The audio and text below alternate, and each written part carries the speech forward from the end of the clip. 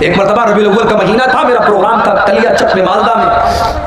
Malda station से कलिया चक जाने में आमतौर से 1 से 1.5 घंटा लगता है, मुझे 3 घंटे लग गए। रास्ते पर जुलूस निकल रहा था साहब। किसका जुलूस निकल रहा है? नबी के आशिकों का जुलूस निकल रहा है। नबी के आशिकों का जुलूस निकल रहा है। डीजे बज रहा है, रास्तों को जाम करके, नाच करके, गा करके, नारे लगा करके लोग मोहब्बत रसूल जाहिर करते हैं।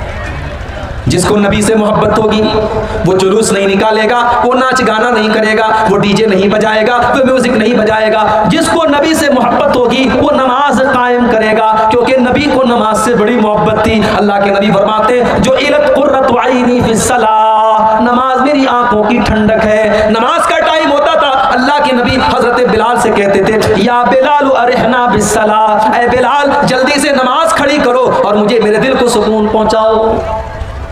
फजर की नमाज हो रही है, अल्लाह के नबी के चेहरे पर मुस्कुराहट फैल गई कि मेरे बाद भी मेरे सहाबा नमाज कायम करेंगे, मेरा मिशन चालू है, मेरा मिशन जारी है।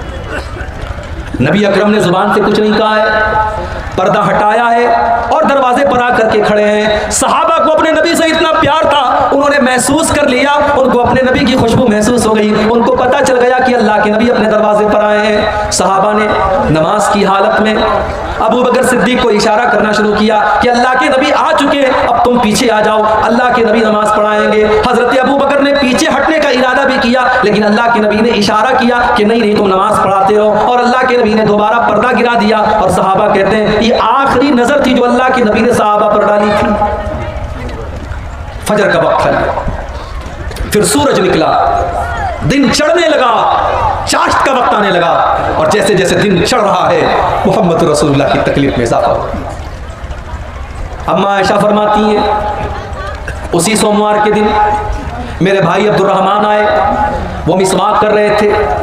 अल्लाह के नबी की नज़र पड़ गई, आपने इशारा किया कि मैं भी मिसवाक करना चाहता हूँ। अम्मा आयशा ने अपने भाई से मिसवाक को लिया और मिसवाक को अपने दांतों से नरम किया ताकि अल्लाह के प्यारे नबी को मिसवाक करने में तकलीफ न हो। बीवी वो होती है जिसको शौहर की तकलीफ का इतना एहसास, शौहर बीमार है तो अम्मा आयशा ने मिसवाक को नरम किया ताकि मेरे नबी को, मेरे शौहर को तकलीफ ना हो, आसानी से मिसवाक कर सके। और अम्मा आयशा फरमाती हैं ये मेरे लिए फख्र की बात थी कि अल्लाह के नबी के आखिरी टाइम में मेरा लुआब अल्लाह के नबी के लुआब के साथ मिल गया। मैंने मिसवाक को नरम किया और अल्लाह के नबी को दिया, और आपने उसी मिसवाक से अपने दांतों को साफ किया। इसीलिए उलमा कहते हैं अगर किसी को ये एहसास हो कि मेरा आखिरी टाइम है तो आखिरी टाइम में मिसवाक करना चाहिए, ये भी अल्लाह के रसूल की सुन्नत है।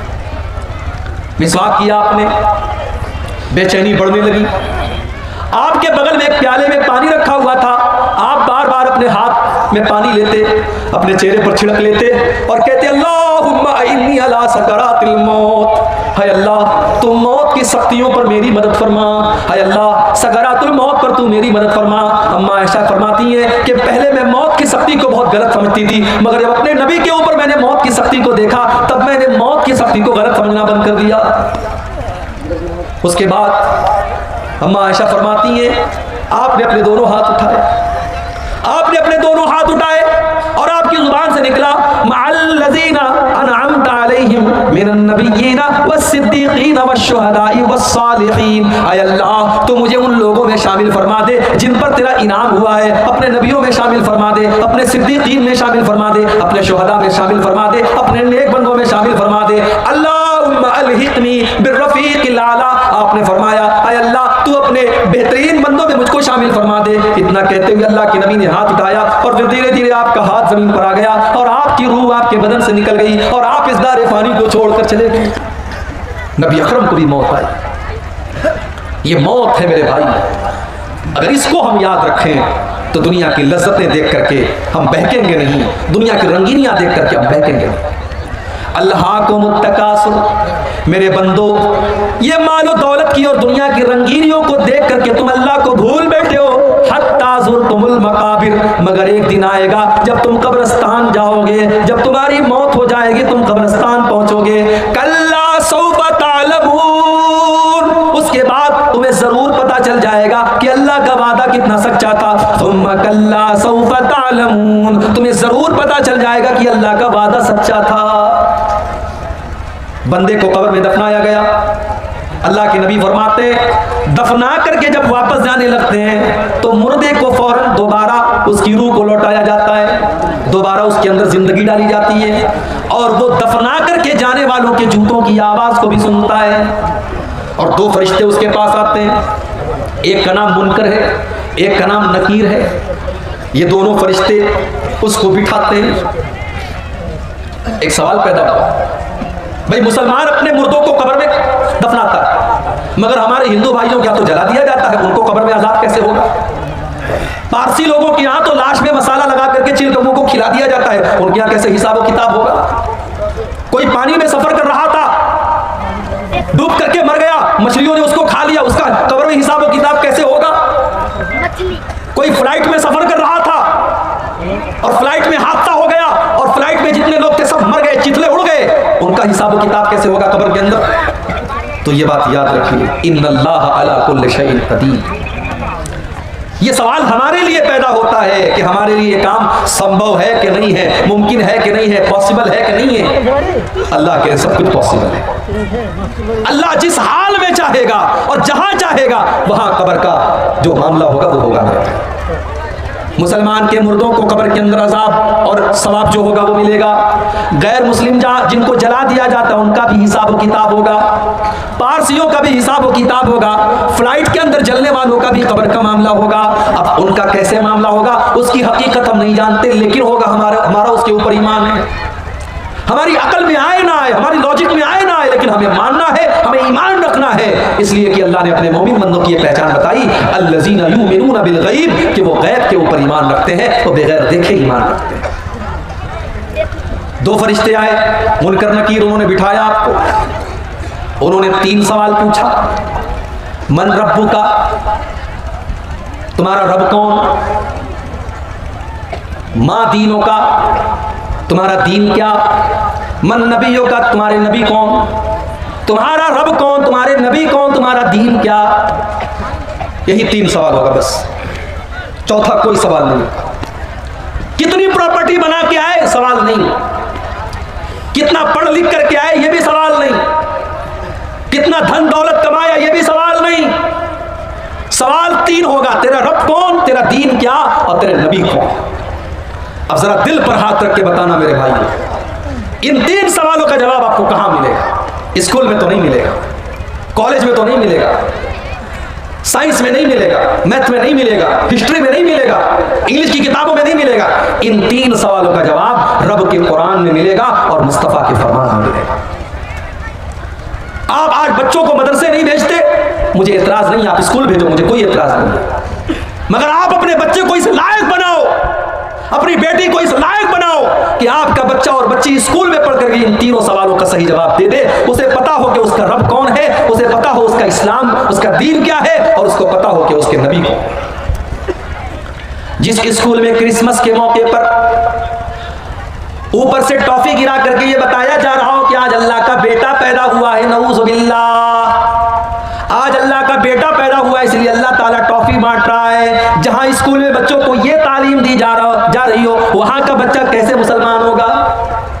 जहां लड़कियों को ये सिखाया जा रहा हो कि तुम्हारे बदन का कोई पर्दा नहीं है, तुम जैसे चाहे वैसे कपड़े पहन करके निकल सकती हो, वहां पढ़ने वाली लड़की कहां से पर्दा करेगी और उसकी आंखों में कहां से शर्म हया आएगी?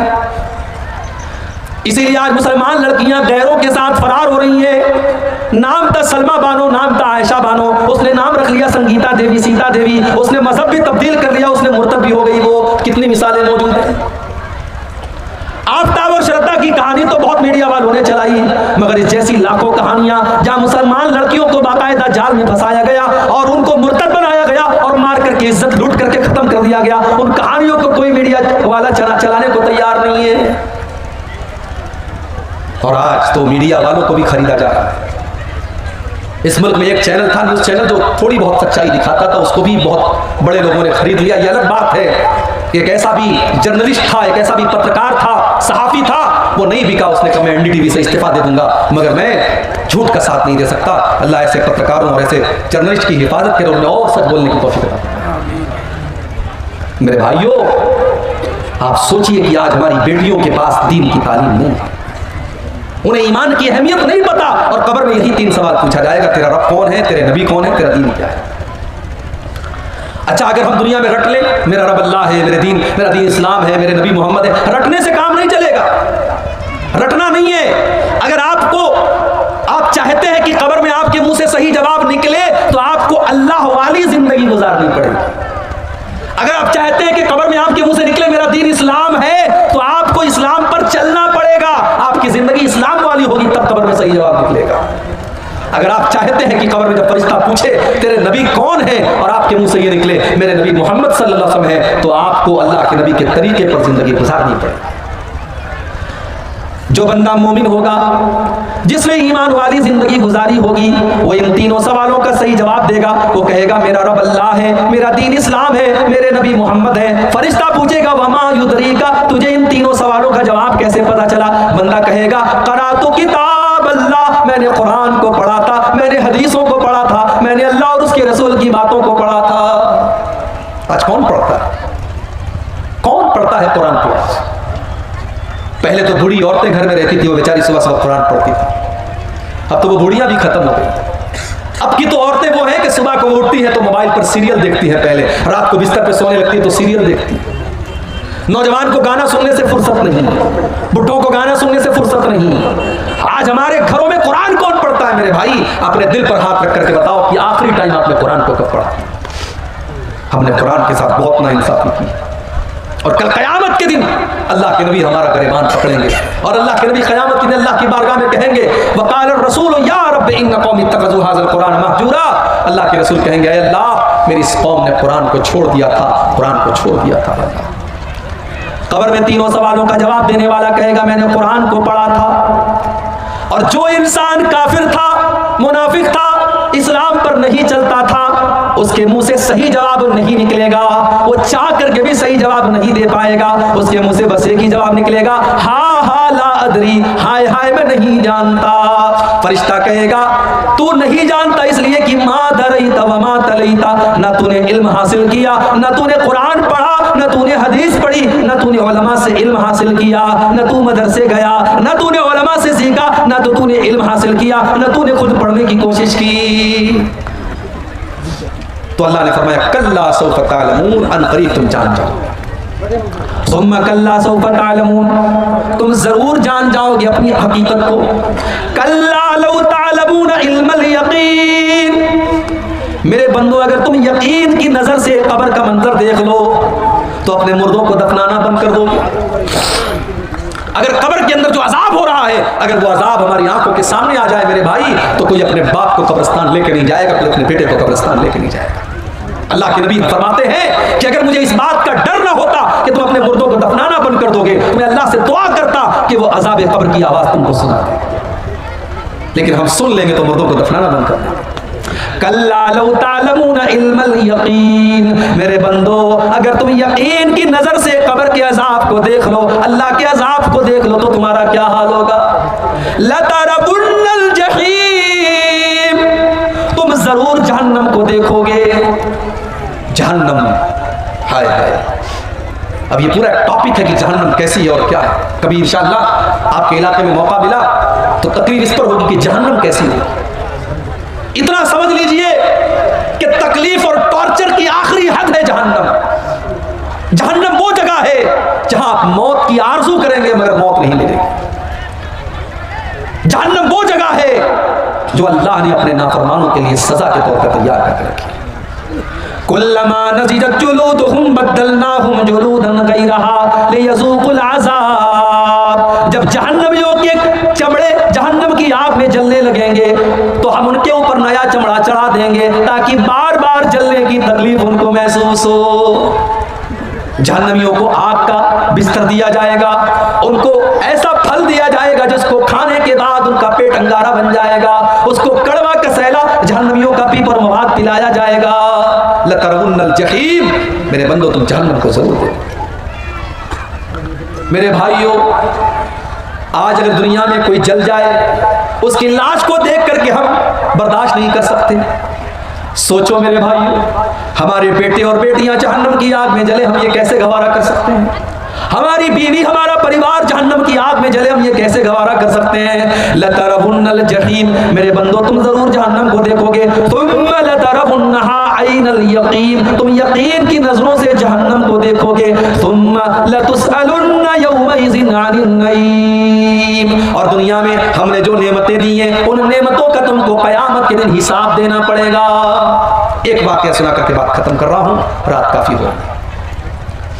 आपको अच्छा खाना मिल रहा है, अच्छे मकान में आप रहते हैं, आपके बाल बच्चे तंदुरुस्त हैं, आपको अल्लाह ने अगर इन नेमतों से नवाजा है, इन नेमतों का हिसाब अल्लाह की बारगाह में आपको देना पड़ेगा।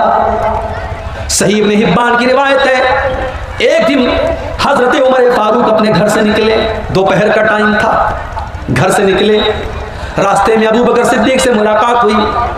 अबू बकर सिद्दीक ने पूछा कि ऐ उमर क्या बात है, दोपहर में क्यों निकले हो? हजरत उमर ने सच बात बता दी, कहा कि मा अखरजनी इल्लल जू। ऐ अबू बकर क्या बताऊं, बहुत तेज भूख लगी है, कई दिनों से खाना नहीं खाया है, मैं भूख से परेशान होकर के निकला हूं।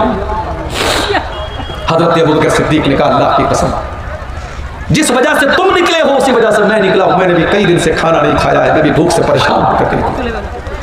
थोड़ी देर के बाद अल्लाह के प्यारे नबी निकले, देखा कि अबू बकर मौजूद है, उमर मौजूद है। अरे अबू बकर, अरे उमर क्या बात है, इतनी दोपहर में क्यों निकले हो? दोनों ने कहा कि अल्लाह के नबी हम भूख से परेशान होकर के निकले। आपने फरमाया, अरे अबू बकर, अरे उमर, वल्लाही मा अखरजनी इल्लल जू, मैं भी भूख से परेशान होकर के निकला हूं। हमारे पास आज चैन से रोटी मिल रही है, चैन से चावल मिल रहा है, खा रहे हैं, पी रहे हैं, कितनी बड़ी नेमत है मेरे पास। यहाँ अल्लाह के नबी है, अबू बकर है, उमर है, दुनिया के अल्लाह के नबी है, और नबी के बाद दुनिया की सबसे महान दो हस्तियां हैं, और ये तीनों लोग भूखे होकर के निकले। अल्लाह के नबी ने कहा चलो अबू अय्यूब अंसारी के घर चलते हैं। ये अबू अय्यूब अंसारी कौन थे? ये वही सहाबी थे जब अल्लाह के नबी मदीना पहुंचे थे तो आपकी ऊँटनी इनके दरवाजे के पास बैठी थी और आपने इन्हीं के घर में क़याम किया था, और ये अल्लाह के नबी के मेज़बान थे। अल्लाह के नबी की आदत थी कि रोज़ाना अबू अय्यूब अंसारी के घर जाते थे और अबू अय्यूब अंसारी कुछ नाश्ता आपको कराते थे। दोपहर का टाइम था, अल्लाह के नबी गए, दरवाज़ा खटखटाया, बीवी ने दरवाज़ा खोला, उम्मे अय्यूब ने दरवाज़ा खोला, देखा कि अल्लाह के नबी और अबू बकर और उमर मौजूद हैं। उम्मे अय्यूब ने कहा मरहबा, खुशामदीद, वेलकम, स्वागत, अय अल्लाह के नबी आप मेरे घर पर पधारे हैं, आप मेरे घर पर आए हैं, ये तो मेरे लिए बड़ी किस्मत की बात है। अय अल्लाह के नबी आप जल्दी से घर में तशरीफ लाएं। नबी अकरम ने पूछा अबू अय्यूब अंसारी हैं घर पे? अय अल्लाह के नबी वो तो खेत में काम कर रहे हैं। अभी ये बातचीत चल ही रही है कि अबू अय्यूब अंसारी खेत में काम कर रहे हैं और कानों में अल्लाह के नबी की आवाज पहुंची, आए दरवाजे पर और खुश होकर के कहने लगे आज तो मेरी बड़ी खुशनसीबी की बात है, अल्लाह के रसूल मेरे घर पे आए हैं, अबू बकर मेरे घर पे आए हैं, उमर मेरे घर पे आए हैं। तीनों लोग घर में दाखिल हुए। अबू अय्यूब अंसारी ने पूछा अय अल्लाह के नबी आप तो शाम के टाइम आते थे, दोपहर के टाइम आप नहीं आते थे, क्या बात है? अय अबू अय्यूब बहुत तेज भूख लगी है, कुछ खाने का लाओ। अय अल्लाह के नबी अभी लाता हूँ। जल्दी से दौड़े दौड़े गए और खजूरों की हर टाइप की खजूरों का गुच्छा तोड़ के ले आए। कुछ पक्की खजूरें थी, कुछ कच्ची खजूरें थी, कुछ तर खजूरें थी, कुछ सूखी खजूरें थी, सारी खजूरों का गुच्छा लेके आ गए। ठंडा ठंडा पानी लेके आ गए। अपनी बीवी से कहा तू रोटी बना, और बकरी को पकड़ के लाए और बकरी को ज़बह करने लगे। नबी अकरम ने पूछा कि ये दूध देने वाली बकरी तो नहीं है? कहा नहीं है अल्लाह के नबी। कहा ठीक है ज़बह कर दो। बकरी ज़बह कर दी, गोश्त तैयार हो गया, रोटी तैयार हो गई, खजूर खाई जा रही है, पानी पिया जा रहा है। नबी अकरम ने फरमाया ऐ अबू अय्यूब ये बकरी का गोश्त हो सके तो थोड़ा फातिमा के घर भिजवा देना, उसने कई महीनों से गोश्त नहीं खाया है, हो सके तो मेरी बेटी के घर ये गोश्त भिजवा देना। उसके बाद ये कई दिन के भूखे लोग थे, रोटी खा रहे हैं, गोश्त खा रहे हैं, खजूर खा रहे हैं, पानी पी रहे हैं। तबीयत बिल्कुल मुतमईन हो गई, सेटिस्फाइड हो गई, लेकिन अल्लाह के नबी की आंखों से आंसू बह रहे हैं। साहबा ने पूछा अल्लाह के नबी क्या बात है? कई दिनों के बाद आपको अच्छा खाना मिल रहा है, खजूर मिल रही है, पानी मिल रहा है, बकरे का गोश्त मिल रहा है, और आपकी आंखों में आंसू बह रहे हैं। आपने फरमाया है अबू बकर, ऐ उमर, अभी कुछ देर पहले हम तीनों इतने भूखे प्यासे थे कि अपने घर से निढाल होकर के हम निकले थे, और अभी अल्लाह ने कितना नवाज दिया, ठंडा ठंडा पानी भी मिल रहा है, हर तरीके की खजूरें भी मिल रही हैं, बकरे का गोश्त भी मिल रहा है और रोटी भी मिल रही है। ऐ अबू बकर, ऐ उमर, यही तो अल्लाह की वो नेमतें हैं जिन नेमतों का अल्लाह हिसाब लेगा। और अल्लाह ने कुरान में ये कह भी दिया है लतुसअलुन्ना यौमइज़िन अनिन नईम, मेरे बंदो तुमसे अल्लाह तुम्हारी नेमतों का हिसाब लेगा। मेरे भाइयों, मेरे नौजवान साथियों, अगर आप खूबसूरत हैं तो ये खूबसूरती भी नेमत है और अल्लाह हिसाब लेगा। अगर आप बॉडी बिल्डर हैं और आपके बदन में ताकत है, इस ताकत का अल्लाह हिसाब लेगा। अगर आप पूरे गांव में सबसे ज्यादा पैसे वाले हैं और आपके पास दौलत है, इस दौलत का अल्लाह हिसाब लेगा। अगर आप बाल बच्चे वाले हैं और आपके बहुत सारे बच्चे हैं और सब तंदुरुस्त हैं, खुशहाल हैं, इन बच्चों का भी अल्लाह हिसाब लेगा। लतुसअलुन्ना यौमइज़िन अनिन नईम, अल्लाह अपनी नेमतों का हिसाब लेगा। अब आपको करना क्या है? करना बस इतना है कि आप अल्लाह की नेमतों का सही इस्तेमाल करिए। अल्लाह ने जो नेमत भी आपको दी है, चाहे वो इल्म की शक्ल में हो, वो दौलत की शक्ल में हो, वो ताकत की शक्ल में हो, हुकूमत की शक्ल में हो, आप उस नेमत का सही इस्तेमाल कीजिए। उसको ऐसी जगह इस्तेमाल कीजिए जहां अल्लाह राजी होता हो। इंशाअल्लाह अल्लाह आपको उसका बेहतर बदला देगा। ये सूरह तकासुर की आयत की चंद तफसीर मैंने आपके सामने थोड़ी सी मुख्तसर तफसीर आपके सामने पेश की है। अल्लाह से दुआ है रब्बुल आलमीन हम सबको अपनी ज़िंदगी में आखिरत की तैयारी करने की तौफीक अता फरमाए। अल्लाह मौत के बाद की ज़िंदगी की भी हम सबको तैयारी करने की तौफीक अता फरमाए। आमीन। व आखिर दावाना अल्हम्दुलिल्लाहि रब्बिल आलमीन।